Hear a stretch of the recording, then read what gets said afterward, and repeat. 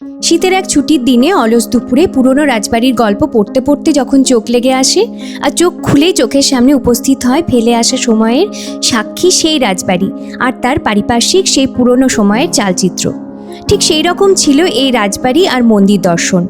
টেরাকোটায় সাজানো সুপ্রাচীন এক মন্দির আর ইতিহাস মাখা এক পুরনো রাজবাড়ি, সোমরাবাজার রাজবাড়ি।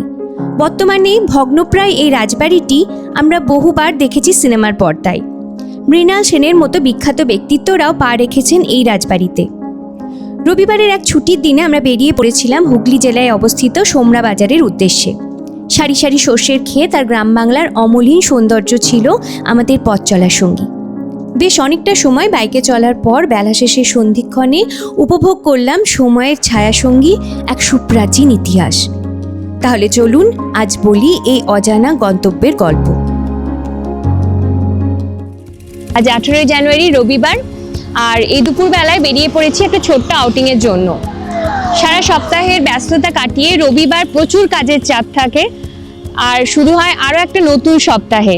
তো সেই একঘেয়েমি কাটানোর জন্য বেরিয়ে পড়ায় ছোট্ট আউটিংয়ে। রবিবারের সমস্ত কাজ সেরে লাঞ্চের পর এখন আমরা বেরিয়ে পড়েছি সোমরাবাজারের উদ্দেশ্যে, যা কালনায় অবস্থিত।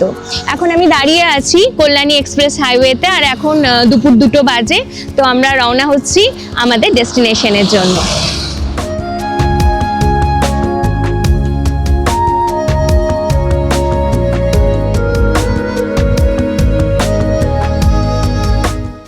এবার বলি কিভাবে পৌঁছানো যাবে। ব্যান্ডেল কাটোয়া রেলপথে পড়ে সোমরাবাজার স্টেশন। হাওড়া থেকে দূরত্ব প্রায় 67 কিলোমিটার। শিয়ালদা থেকে সকাল 8:06 কাটোয়া লোকালেও আসা যায়। স্টেশন থেকে টোটোতে চলে আসতে পারেন এখানে।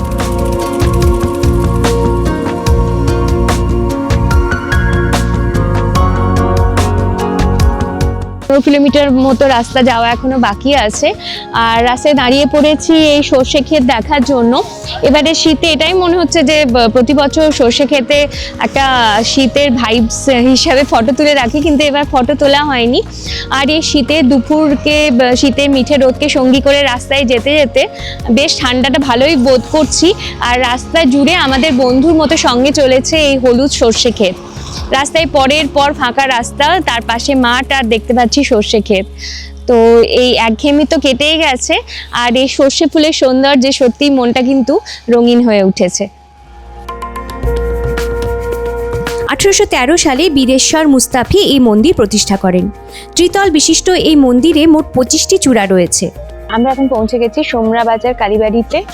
একটি লেক আছে পাশে, আর তার পাশেই একটি দিঘি রয়েছে। দিঘির পাশে মন্দির রয়েছে, মাঝে কালী মন্দির রয়েছে, আর তার পাশে ছোট ছোট মন্দির রয়েছে যেখানে বিভিন্ন দেবতার বিগ্রহ রয়েছে।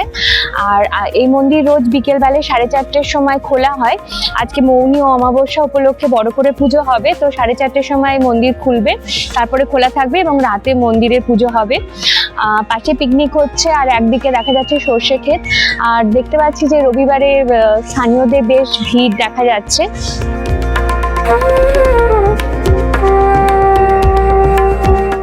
কথিত আছে রানী রাসমণি বারাণসী থেকে ফেরার পথে এই মন্দির দেখে এতই মুগ্ধ হয়েছিলেন যে এই আদলেই নির্মাণ করেন দক্ষিণেশ্বরের ভবতারিণী মন্দির। এই মন্দিরটি সোমরাবাজার আনন্দময়ী মন্দির নামে পরিচিত। মা আনন্দময়ীর মূল মন্দিরের পাশে রয়েছে আরও 12টি শিব মন্দির। এই কালী মন্দিরটি সোমরাবাজার আনন্দময়ী কালীবাড়ি নামে পরিচিত, যা হুগলি নদীর তীরে অবস্থিত, এবং এই মন্দিরটি বহু প্রাচীন। এটি 1813 সালে নির্মিত হয় এবং এই মন্দিরের নির্মাণ শৈলীতে টেরাকোটা নিদর্শন দেখা যাচ্ছে।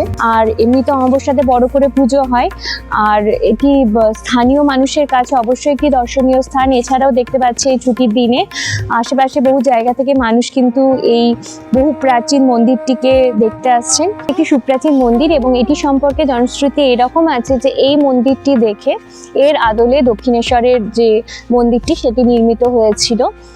যদিও জনশ্রুতি সম্পর্কে সত্যতা যাচাই করা আমার পক্ষে সম্ভব নয়, তাহলে তবুও বলা যেতে পারে যে ইতিহাস আর আধ্যাত্মিকতা দুটো মিলেমিশে এই পরিবেশটা একটা সুন্দর একটা আবহ তৈরি হয়েছে। চারপাশে প্রচুর আম বাগান রয়েছে, তার পাশেই যে সর্ষে ক্ষেত রয়েছে সেখানে ছেলেরা দেখলাম ঘুড়ি ওড়াচ্ছে। তো সব কিছু মিলিয়ে যে দৈনন্দিন জীবনের যে ব্যস্ততা আর যে একঘেয়েমি, সেটা থেকে বেরিয়ে আসার একটা সুন্দর উপায় একটা ছোট্ট আউটিং। আর আজকের এই রবিবারের এই ছোট্ট আউটিংটা কিন্তু আমার কাছে বিশেষ তাৎপর্যপূর্ণ, কারণ হঠাৎ করে বেরিয়ে পড়েছে, আগে থেকে কোনো প্ল্যানিং করা ছিল না।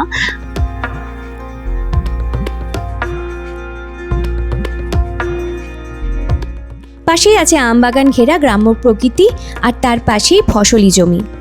মন্দিরে কিছু সময় কাটিয়ে এবার পা বাড়ায় রাজবাড়ির উদ্দেশ্যে।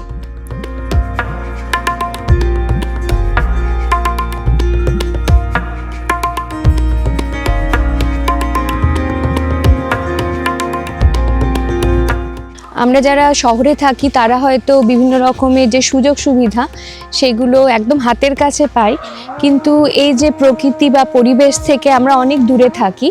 তাই কয়েক ঘন্টার জন্য এই সবুজ পরিবেশের সান্নিধ্যে আসতে পারলে সেটা আমাদের কাছে একটা বড় রিফ্রেশমেন্ট হয়ে দাঁড়ায়।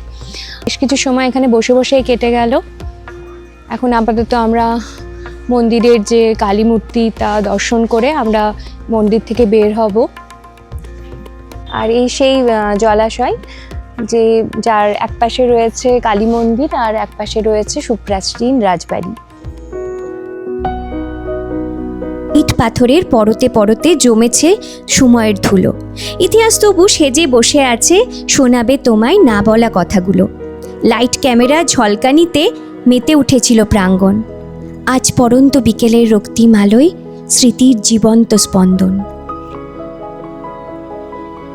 এটি সুখারিয়া গ্রামে অবস্থিত সেই বিখ্যাত রাজবাড়ি, যদিও এখন সম্পূর্ণভাবে পরিত্যক্ত, এবং কিছুদিন আগেও এখানে পুরোহিতের সাথে ভেতরে ঢোকা যেত, কিন্তু অতি সম্প্রতি এই রাজবাড়ির ভেতরে যাওয়া নিষিদ্ধ করা হয়েছে। আর শুনলাম যে পুজোর সময় এখানে পুজো হয় এবং তখন এই বাড়ির যে সমস্ত লোকজন তারা এখানে উপস্থিত হন। এই বাড়িটি একটি গুরুত্বপূর্ণ রাজবাড়ি, কারণ বিভিন্ন সিনেমা শুটিং কিন্তু এখানে হয়েছে। মৃণাল সেনের আকালের সন্ধানে সিনেমার শুটিং এখানে হয় এবং তারপর থেকেই শুটিংয়ের জন্য এই বাড়িটি বিখ্যাত হয়ে ওঠে। বাইরে দেখতে পাচ্ছি একটি বড় রথ রয়েছে, আর এখানে লেখা রয়েছে রাধাকুঞ্জ।